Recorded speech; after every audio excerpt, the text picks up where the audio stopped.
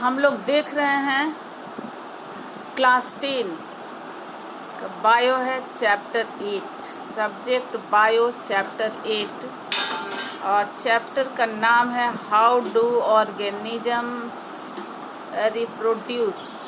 How do organisms reproduce, chapter का नाम है हाउ डू ऑर्गेनिजम्स रिप्रोड्यूस। ये चैप्टर क्या है? रिप्रोड्यूस है, रिप्रोडक्शन। ऑर्गेनिजम्स कैसे रिप्रोडक्शन करते हैं ये हम लोग देख रहे हैं। तो रिप्रोडक्शन क्या है? Reproduction is the process by which living organisms produce. Reproduction is the process, reproduction is the process by which living organisms produce new individuals similar to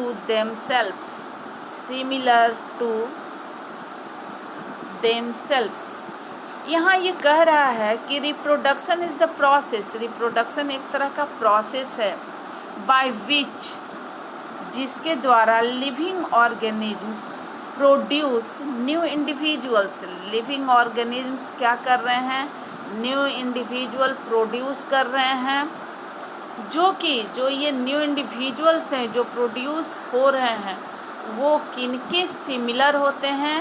similar to themselves.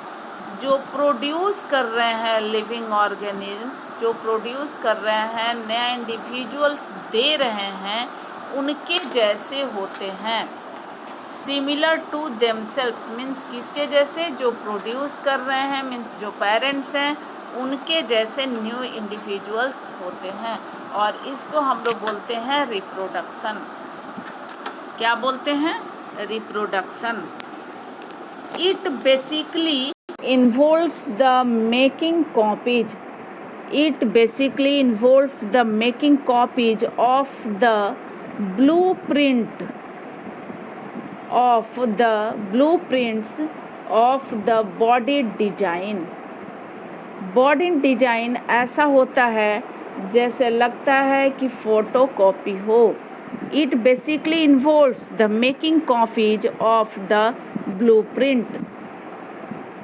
तो इस तरह से हम लोग देखें कि रिप्रोडक्शन क्या है। Reproduction ensures continuity of life on earth. Reproduction के थ्रू क्या होता है? इंश्योर क्या करता है? ये कंटिन्यूटी है, लाइफ इस तरह से अर्थ पर चलता रहेगा। ये इम्पोर्टेंट पॉइंट है। रिप्रोडक्शन इंश्योर्स, क्या इंश्योर करता है? Continuity of life. लाइफ के कंटिन्यू रहने में रिप्रोडक्शन ये हेल्प करता है। तो इस तरह से रिप्रोडक्शन क्या है अभी हम लोग देख रहे थे। आगे देखते हैं। Chromosomes in the cell contain the information for inheritance of features. Chromosomes क्या है? हम लोग जानते हैं कि ये सेल का स्ट्रक्चर है। इस तरह से हम लोग क्लास 8 से ही बनाते आ रहे हैं सेल, और सेल के अंदर में ये होता है न्यूक्लियस, और उसके अंदर ऐसे इंडिकेट करते हैं हम लोग न्यूक्लियोलस, और इसमें थ्रेड लाइक स्ट्रक्चर होता है। किसके अंदर? तो इस न्यूक्लियस के अंदर में थ्रेड लाइक स्ट्रक्चर होता है, जिस पर कि ये सेल का स्ट्रक्चर हम लोग देख रहे हैं। सेल का स्ट्रक्चर है, इसके अंदर ये न्यूक्लियस है सेंटर में, और न्यूक्लियस में इस तरह से ये हम लोग न्यूक्लियोलस शो करते हैं। ये थ्रेड लाइक स्ट्रक्चर होता है जिसको कि क्रोमोसोम्स बोलते हैं, और इस पर बीडेड स्ट्रक्चर होता है, छोटा छोटा एक स्ट्रक्चर होता है जिसको डीएनए कहते हैं। ये क्या स्ट्रक्चर हम लोग बनाए हैं? ये सेल का स्ट्रक्चर है, और सेल में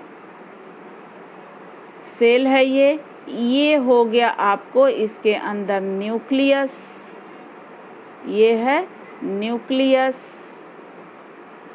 न्यूक्लियस है। न्यूक्लियस के अंदर ये है स्ट्रक्चर जिसको कि हम लोग बोलते हैं क्रोमोजोम्स, क्रोमोजोम्स।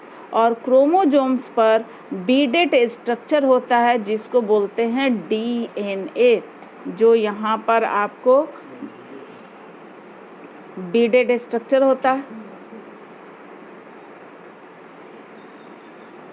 यहाँ आगे हम लोग देख रहे हैं, आगे हम लोग ये देख रहे हैं कि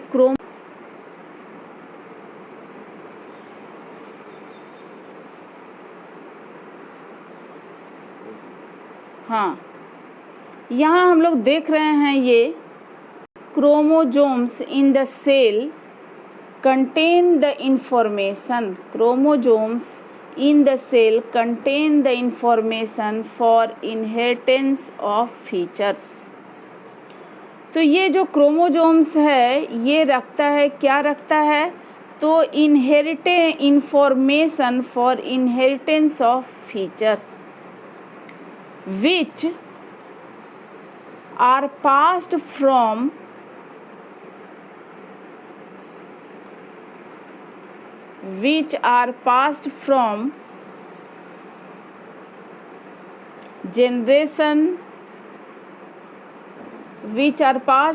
generation to generation in form of DNA molecule। ये कंटेन क्या करता है, डीएनए मॉलिक्यूल, जो कि कैरेक्टर्स को information for inheritance are passed, characters को one generation to next generation तक इसको कैरेक्टर्स को ट्रांसमिट करता है। So reproduction involves copying of DNA.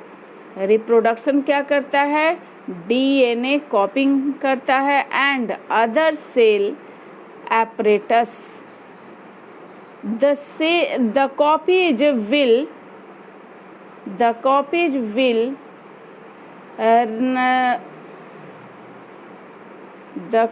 will are passed, यहाँ गलती sentence, the copies will be similar to original and not identical। Copy जो होता है, कैरेक्टर्स जो ट्रांसमिट होते हैं वो जेनरेशन आफ्टर जेनरेशन ये ट्रांसमिट तो होते हैं और ऐसा लगता है कि ये सिमिलर होते हैं ओरिजिनल के, बट नॉट आइडेंटिकल, एकदम सेम नहीं होते हैं। तब ये इस तरह से ये आइडेंटिफाई हम लोग कर सकते हैं कि जैसे एक ही घर के भाई बहन हैं, वो उनके जो कैरेक्टरिस्टिक्स है, बॉडी फीचर है, वो मदर और फादर से मिलते हैं, लेकिन वो आइडेंटिकल नहीं होते हैं। आइडेंटिकल जो है ये अलग है, ये जो टर्म होता है आइडेंटिकल वो अलग है। This property is variation which is the basis, और इसी को हम लोग बोलते हैं वेरिएशन। अगर वेरिएशन नहीं हो तो एक आदमी दूसरे आदमी से ये अलग नहीं दिखता। Which is the basis and necessary for evolution of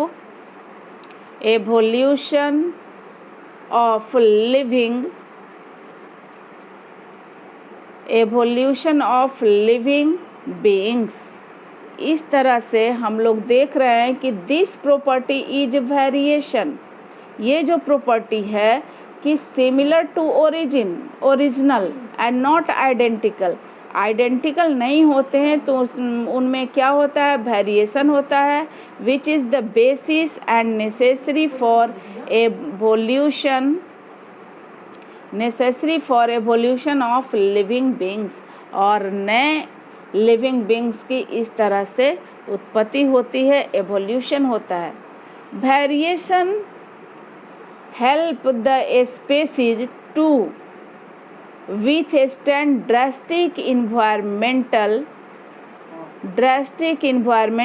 changes, thus save the species from save the species from becoming extinct and promotes its survival for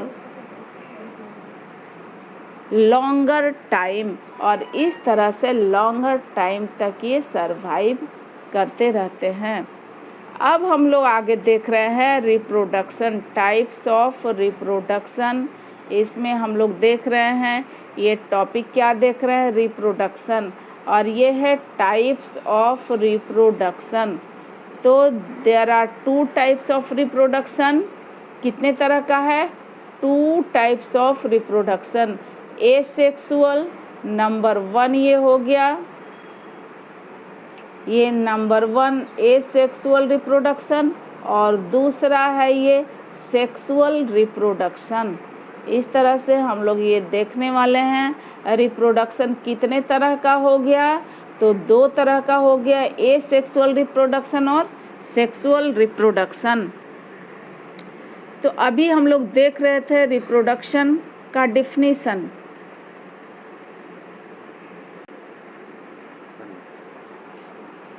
हम लोग देख रहे हैं रिप्रोडक्शन। तो there are 2 types of reproduction, asexual reproduction और asexual reproduction और sexual reproduction. Asexual और ये है सेक्सुअल रिप्रोडक्शन। तो ये सेक्सुअल एसेक्सुअल रिप्रोडक्शन क्या है, ए सिंगल पेरेंट इज इन्वॉल्व्ड। पहला क्या है, ये सिंगल पेरेंट इज इन्वॉल्व्ड। इसमें केवल सिंगल पेरेंट्स ही होते हैं जिससे कि डॉटर सेल्स बनते हैं। दूसरा है गैमीट्स नॉट फॉर्म्ड, जैसे अलग अलग मेल गैमीट फीमेल गैमीट होता है, उस तरह से इसमें गैमीट का फॉर्मेशन नहीं होता है। थर्ड है progeny is identical to parent.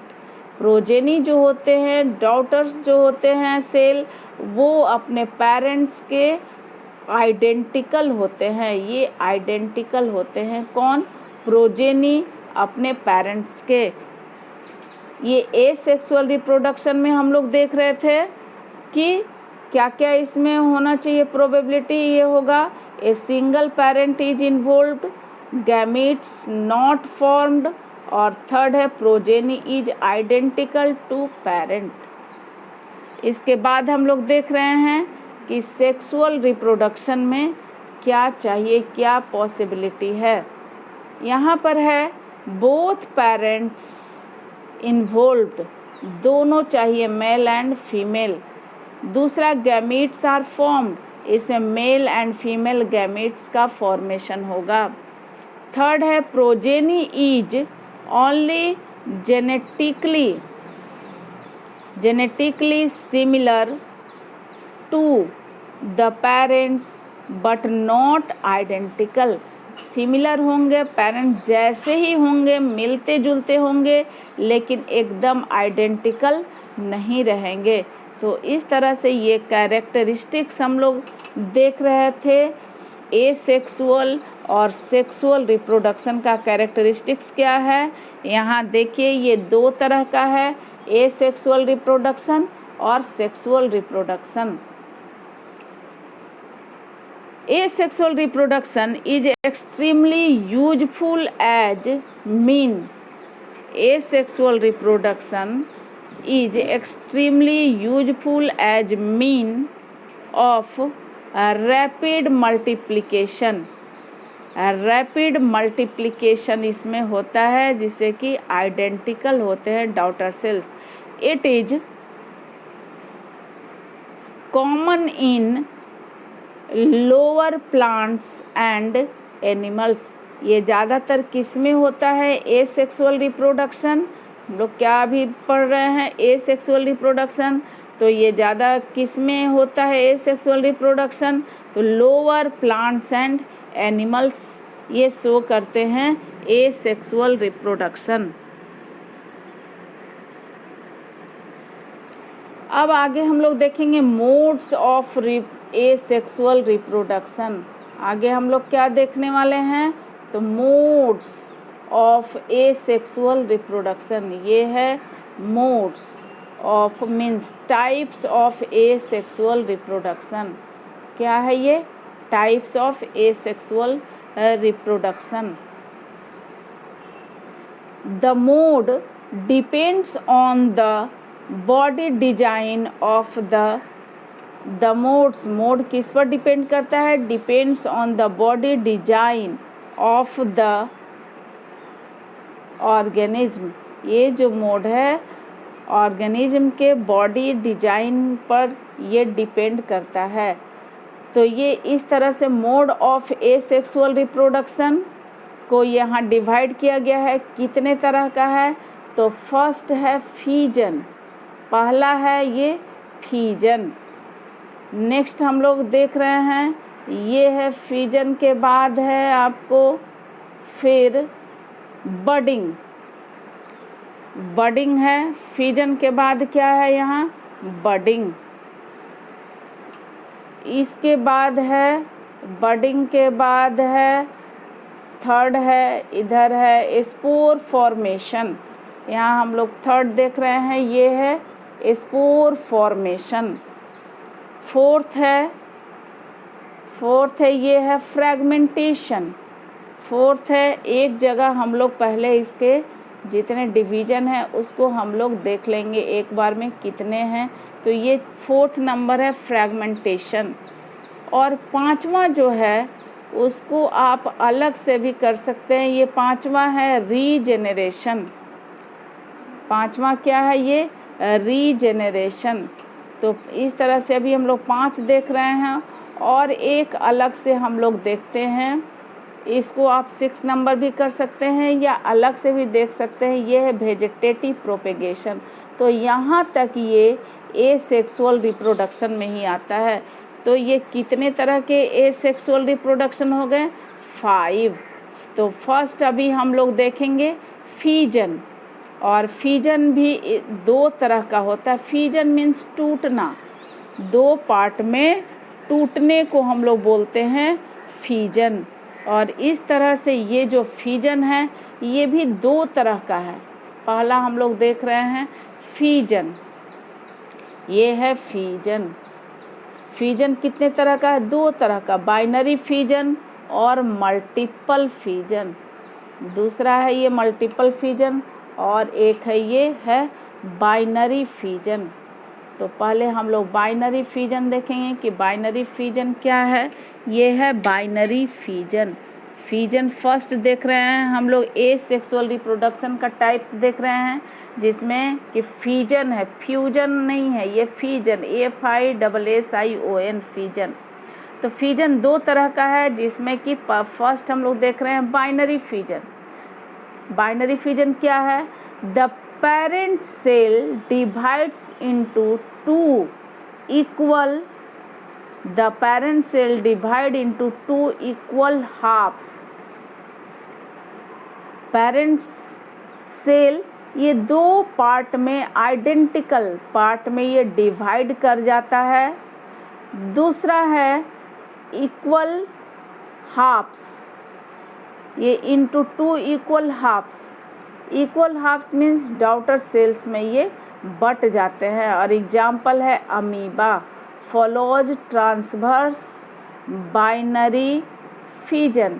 इस तरह से ये अमीबा का स्ट्रक्चर है, ये ऐसे एलोंगेट करके ये 2 पार्ट में इस तरह से कंस्ट्रक्शन होता है और ये बीच से 2 पार्ट में ये डिवाइड कर जाता है। यहाँ हम लोग देख रहे थे बाइनरी फीजन और इसमें amoeba follows transverse binary fission, that is fission in any plane। यहाँ पर स्पेलिंग गलती है, FISSION, ओ छूट गया है, fission in any plane। दूसरा है एग्जाम्पल लिस्मानिया डोनोवेनी, जिससे कि बीमारी होता है काला जार। इसमें भी ये बाइनरी फिजन के थ्रू ही होता है इसमें रिप्रोडक्शन। ये लिस्मानिया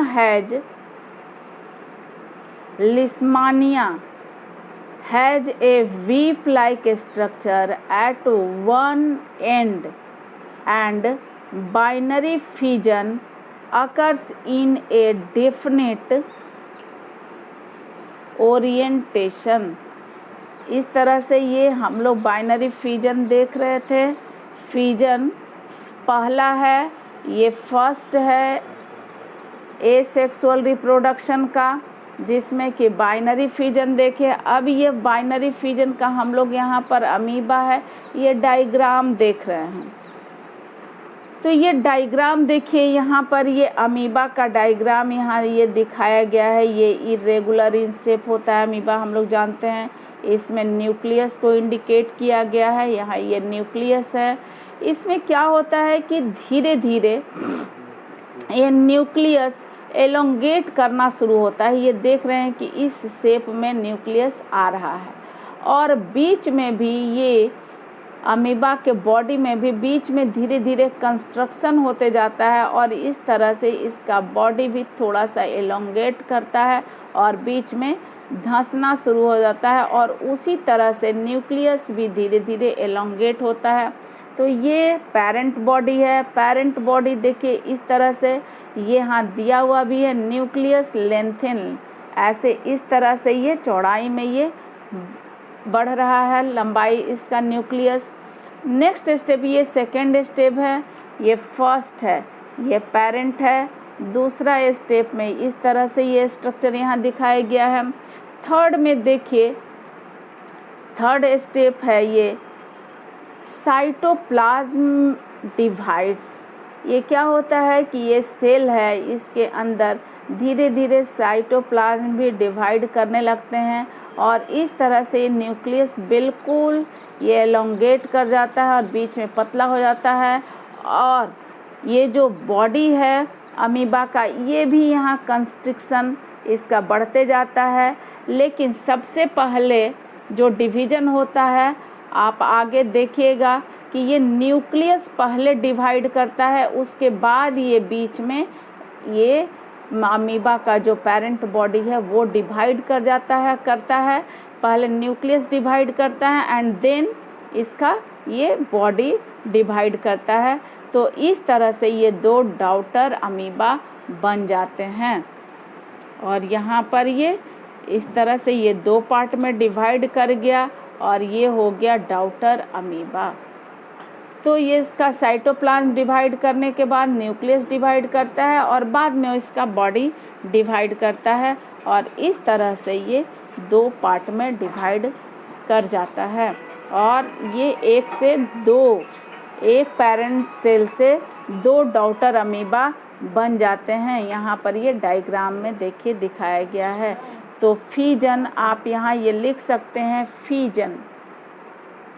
फीजन हो गया इन अमीबा। तो रिप्रोडक्शन अमीबा में किसके थ्रू होता है? ये होता है अमीबा में रिप्रोडक्शन हुआ ये फीजन के थ्रू। ये फीजन है जिसके थ्रू अमीबा में रिप्रोडक्शन होता है। तो इस तरह से ये एग्जाम्पल आपको बताया गया। यहाँ देखिए ये बता रहा है इसमें कि the process where nucleus lengthens is nucleokinesis. ये न्यूक्लियस लंबाई में एलोंगेट कर रहा है, इस तरह से ये न्यूक्लियस बढ़ता जा रहा है। तो इसको हम लोग बोलते हैं, न्यूक्लियस के डिवीजन को बोलते हैं nucleokinesis. And where the cytoplasm lengthens is cytokinesis. जब साइटोप्लाज्म का डिवीजन होता है तो इसको हम लोग बोलते हैं साइटोकाइनेसिस। इस तरह से यहाँ दो टर्म आया, इसको याद रखिएगा, न्यूक्लियोकाइनेसिस और साइटोकाइनेसिस। जब न्यूक्लियस एलोंगेट करके डिवाइड करता है दो पार्ट में, तो इसको बोलते हैं न्यूक्लियोकाइनेसिस। और ये साइटोप्लाज्म का डिवीजन होता है तो इसको बोलते हैं साइटोकाइनेसिस। अब हम लोग देख रहे हैं दूसरा पार्ट, फीजन। ये दो पार्ट में इसको ये 2 टाइप्स ऑफ फीजन बताया गया था, बाइनरी फीजन तो अभी हम लोग अमीबा का एग्जाम्पल के साथ देखे बाइनरी फिजन, और दूसरा यहाँ देख रहे हैं मल्टीपल फिजन। ये डिफरेंसेस भी आता है, कभी कभी ये मल्टीपल फिजन और बाइनरी फिजन में 3 नंबर का क्वेश्चन आता है, इसको आप बनाएंगे। Multiple fission, the parent cell divide into many daughter cell simultaneously is called multiple fission. जब पेरेंट सेल ढेर सारे डॉटर सेल्स में एक ही बार में डिवाइड कर जाते हैं तो इसको हम लोग बोलते हैं मल्टीपल फिजन। ढेर सारे डॉटर सेल्स बन जाते हैं एक ही डिवीजन में, ये होता है।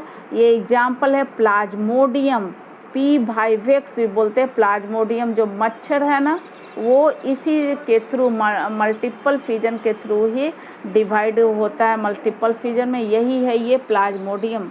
आप देखते हैं कि बरसात के दिन में अचानक फेवरेबल कंडीशन होने पर ये जो प्लाज्मोडियम है ढेर सारे पार्ट में अचानक डिवाइड कर जाते हैं, तो ये है आपको मल्टीपल फिजन। इसमें क्या होता है कि ये इस तरह से प्लाज्मोडियम का ये स्ट्रक्चर, इसके बाहर भी एक लेयर अपने आप सिस्ट जैसा बन जाता है, और इसके अंदर जो न्यूक्लियस है इसके साइटोप्लाज्म काफ़ी डेंस होकर न्यूक्लियस के आसपास आ जाते हैं, और न्यूक्लियस कई पार्ट में इस तरह से डिवाइड कर जाता है। इसके अंदर न्यूक्लियस आ जाते हैं कई पार्ट में, अपने आप फेवरेबल कंडीशन आने में बरसात के दिनों में ये डिवाइड कर जाता है। इसके आसपास ये साइटोप्लाज्म इसको घेर लेते हैं, और फिर ये दो जो लेयर है ये अपने आप रप्चर कर जाता है, और कई ढेर सारे प्लाज्मोडियम ये अचानक बाहर आ जाते हैं। इस तरह से इसको हम लोग बोलते हैं मल्टीपल फिजन, और ढेर सारे मच्छर एक बार में तैयार हो जाते हैं। तो इस तरह का ये स्ट्रक्चर है। ये एनसीईआरटी बुक में इसका डायग्राम दिया हुआ है, आप बना लीजिएगा। तो ये अभी हम लोग देख रहे थे फिजन, बाइनरी फिजन और मल्टीपल फिजन। आगे देखते हैं हम लोग, आगे है नेक्स्ट है मल्टीपल फिजन के बाद ये है बडिंग। दूसरा क्या है बडिंग। बडिंग नेक्स्ट है एसेक्सुअल रिप्रोडक्शन का, ये दूसरा पार्ट टाइप्स है। तो ये है बडिंग। बडिंग क्या है देखते हैं। A bud develops as an outgrowth on parent body due to repeated cell division. Outgrowth on parent body due to repeated cell division at cell division होने के कारण पेरेंट बॉडी पर आउटग्रोथ आ जाता है, आउटग्रोथ, और ए स्पेसिफिक साइट क्या होता है यहाँ आउटग्रोथ निकल जाता है स्पेसिफिक साइट पर। These birds detach from the body, और वो जो आउटग्रोथ है अलग हो जाता है from the parent body when they mature. जब वो मैच्योर हो जाते हैं तो अपने आप ये पेरेंट बॉडी से अलग हो जाता है, और इस तरह से नए डॉटर सेल्स बन जाते हैं। तो ये हम लोग देख रहे थे, ये है बडिंग। बडिंग में क्या होता है कि पेरेंट बॉडी, ये डायग्राम यहाँ दिखाया गया है। बडिंग इन ईस्ट, ये है देखिए पेरेंट सेल है, यहाँ पर इस तरह का ये स्ट्रक्चर दिखाया गया है। ये पेरेंट सेल है, यहाँ सिंगल है।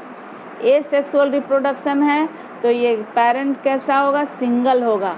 और ये देखिए इसके ऊपर एक बर्ड अपने आप आउटग्रोथ ये निकल गया है सेल डिवीजन के कारण, और ये जो आउटग्रोथ है इस तरह से अलग होते जाता है, डिटैच होते जाते हैं, और नए डॉटर सेल्स बनते जाते हैं। यहाँ देखिए ए बर्ड डेवलप्स, यहाँ बताया गया था a bud develop as an outgrowth on parent body. A bud develop, और कैसे डेवलप कर जाता है ये, due to repeated cell division.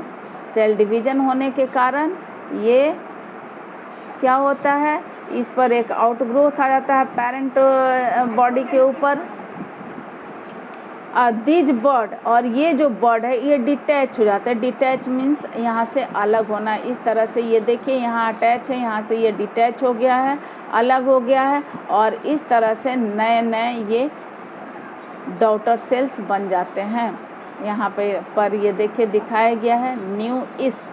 तो ये क्या है, बडिंग। इसका जो हम लोग हेडिंग देंगे, यहाँ पर जो नाम लिखेंगे कि ये डायग्राम क्या है, तो यहाँ नाम लिखिएगा budding. Budding in east, budding in east, नाम नहीं दिया हुआ है तो बडिंग इन ईस्ट। तो इस तरह से हम लोग ये डायग्राम, हाँ ईस्ट है ये, यहाँ पर यहाँ दिया हुआ है Y E A S T, yeast, budding in yeast. आगे देखते हैं, ये है स्पोर फॉर्मेशन। आगे है स्पोर, नेक्स्ट जो है ये है टाइप स्पोर फॉर्मेशन। ये थर्ड टाइप है। पहला हम लोग देखे फिजन, दूसरा बडिंग जो यहाँ डायग्राम दिया हुआ है ईस्ट का, और ये थर्ड है spore formation. Spore which are present in sporangia. Sporangia में स्पोर प्रेजेंट होते हैं। आर स्पोरेंजिया क्या है, तो are small bulb like structure which are covered by thick walls. यहाँ पर देखिए स्ट्रक्चर दिखाया गया है, that protect them until they come in contact with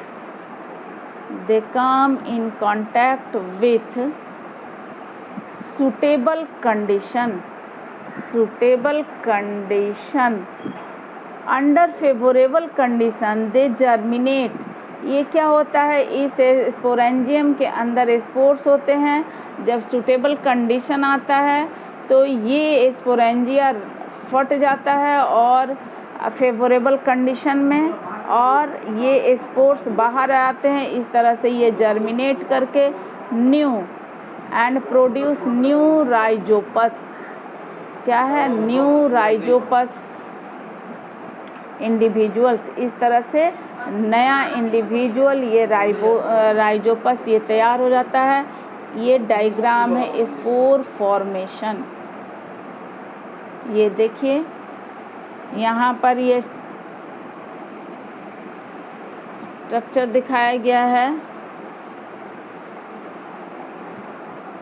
sporangium, spores, इस स्पोरेंजियम के अंदर स्पोर्स है। ये यहाँ स्पोर्स, ये स्पोरेंजिया भी यहाँ से ये रैप्चर कर गया है तो ये स्पोर्स दिखाया गया है। ये स्पोर्स स्पोरेंजियोफोर, ये जो इरेक्ट हाइफी है ये ऐसे जा रहा है, इसको बोलते हैं स्पोरेंजियोफोर।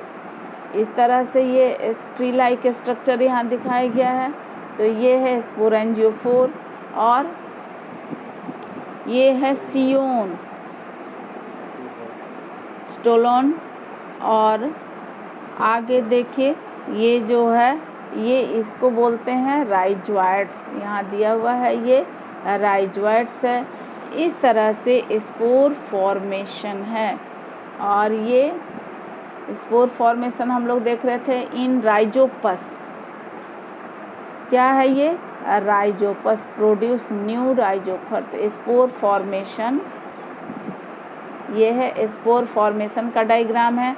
सारा डायग्राम आपको बनाना है, इसके साथ साथ लिखते हुए कि वे स्पोर फॉर्मेशन क्या है। जितने भी टाइप्स हैं सबको लिखना है और उसका डायग्राम भी आपको बनाना है। नेक्स्ट है फ्रैगमेंटेशन, फोर्थ नंबर है, ये है फ्रैगमेंटेशन। फोर्थ नंबर कौन सा हम लोग देख रहे हैं, ये एसेक्सुअल रिप्रोडक्शन का टाइप्स देख रहे हैं। इसका ये है फोर्थ, फ्रैगमेंटेशन। अब आगे देखते हैं हम लोग फ्रैगमेंटेशन क्या है। It takes place in multicellular organisms. ये किस में होता है, ये बताया गया कि मल्टी सेलुलर ऑर्गेनिजम्स। ऊपर हम लोग देख रहे थे वो यूनिसेलुलर ऑर्गेनिज्म था, अमीबा हम लोग देखे, फिर प्लाज्मोडियम देखे, इस तरह से with simple body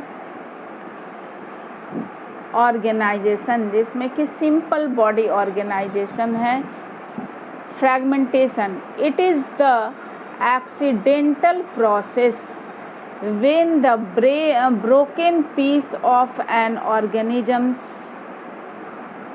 accidental process when the broken pieces of an organism's grows into broken pieces of an organism's grows into a complete organisms।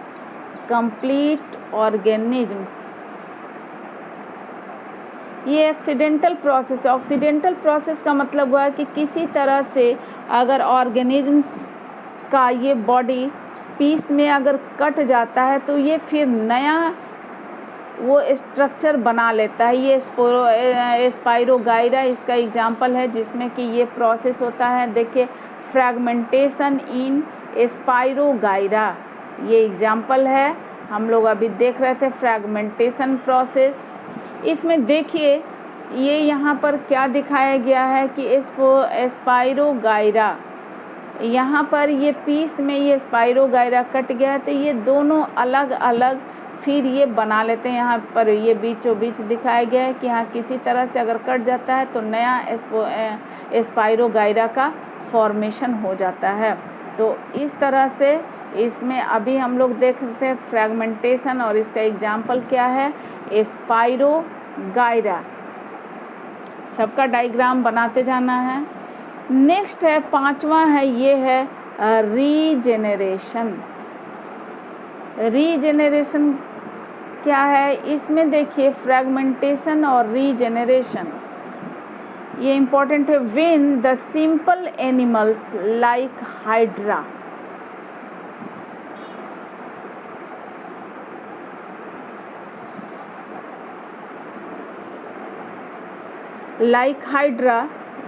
Regeneration, Planaria, example क्या क्या, hydra, Planaria develop a new individual from their broken older part,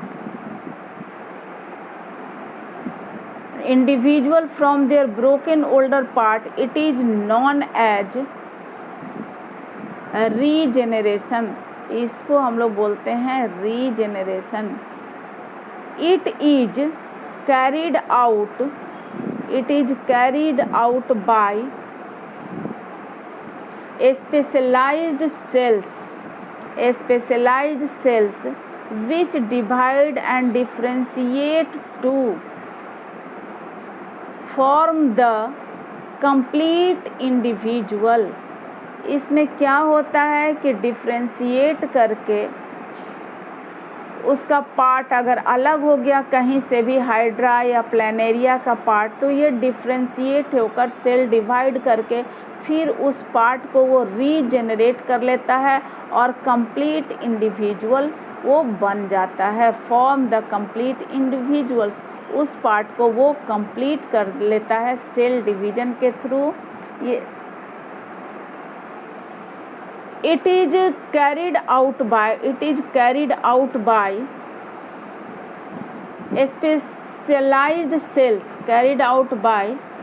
specialized cells which divide and differentiate to form the complete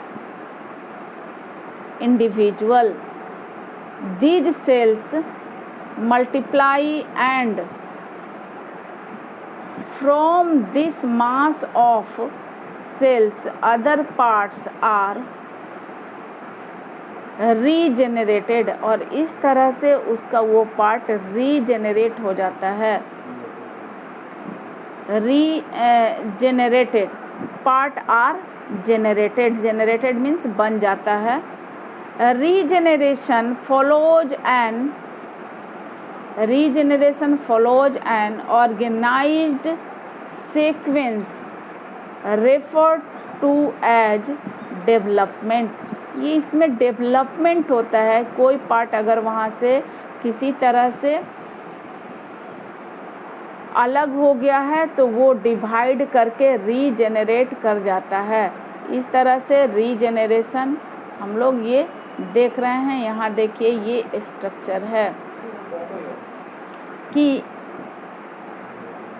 Planaria, और ये hydra का example दिया हुआ है। यहाँ Planaria का देखिए ये पार्ट यहाँ से अलग हो गया है। ये पूरा ये कंप्लीट प्लानेरिया है इस तरह से, और ये बीच से अलग होने के कारण, किसी तरह से ये पार्ट कट जाने के कारण ये पार्ट फिर से रीजेनरेट कर गया है। ये कंप्लीट हो गया। यहाँ ये पार्ट अलग हुआ है यहाँ से, तो ये नया प्लानेरिया बन गया है। ये जो बीच वाला पार्ट है, ये ऊपर का पार्ट अलग हो गया, नीचे का पार्ट अलग हो गया, फिर भी नया प्लानेरिया बन गया। इस तरह से यहाँ देखिए ये थर्ड पार्ट भी नया रीजेनरेट करके प्लानेरिया बन गया है। इसलिए ये एग्जाम्पल है प्लानेरिया। डायग्राम सबको बनाना है। दूसरा देखिए यहाँ हाइड्रा का दिखाया गया है। ये है हाइड्रा। हाइड्रा में भी उसी तरह से ये हाइड्रा का है। ये भी देखिए यहाँ से ये कट कर गया है, यहाँ से भी कट करने के बाद नया ये तीनों पार्ट अलग अलग नया ये डॉटर हाइड्रा बन गया है। इस तरह से ये रीजेनरेशन होता है और नए पार्ट उसके बन जाते हैं, जिससे कि वो फिर से उसके वो डॉटर सेल में कन्वर्ट कर जाता है और पेरेंट सेल से फिर नया जेनरेट करने लगता है। तो अभी हम लोग देख रहे थे एसेक्सुअल रिप्रोडक्शन का पार्ट्स।